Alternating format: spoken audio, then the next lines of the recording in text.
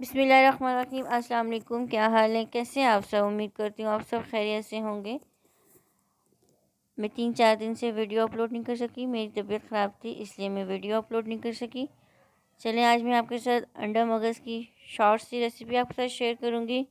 बहुत ही आसान सी रेसिपी आपके साथ शेयर करूँगी। आपने वीडियो को एंड तक देखना है और रेसिपी को आपने अच्छे से फॉलो करना है। चलिए अब बनाना शुरू करते हैं। यहाँ पर हमने एक पैन ले लिया और इसमें हमने कुकिंग ऑयल डाल लिया और साथ में प्याज डाल लिए। प्याज को हम फ्राई कर लेंगे।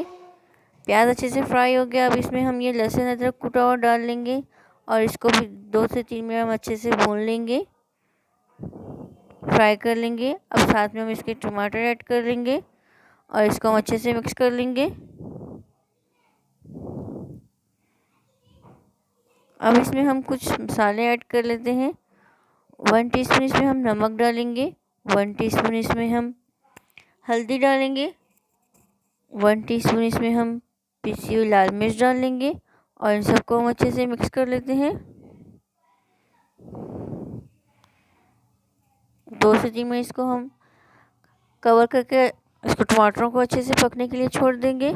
यहाँ पर टमाटर पक गए थे, हमने हरी मिर्चें डाल दी हैं, साथ में हम इसके मगज़ डाल लेंगे और इनको हम अच्छे से मिक्स कर लेते हैं।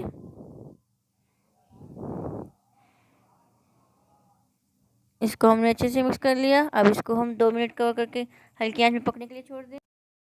यहाँ पर हमने 4 अंडे ले लिए और इन सबको हम अच्छे से बीट कर लेते हैं। इसको हम अच्छे से हमने इसको बीट कर लिया। यहाँ पर हमने मगज़ को हल्की आंच में 2 मिनट कुक कर लिया था। अब इसमें हम अंडे डाल लेंगे। हमने इसमें अंडे ऐड कर दिए। अब इसको हम हल्की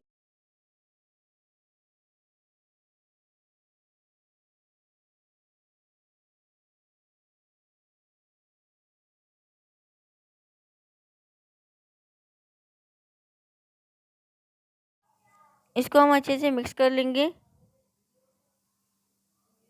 इसको हमने अच्छे से मिक्स कर लिया। अब इसमें हम थोड़ा सा पिसा हुआ ज़ीरा डाल लेंगे।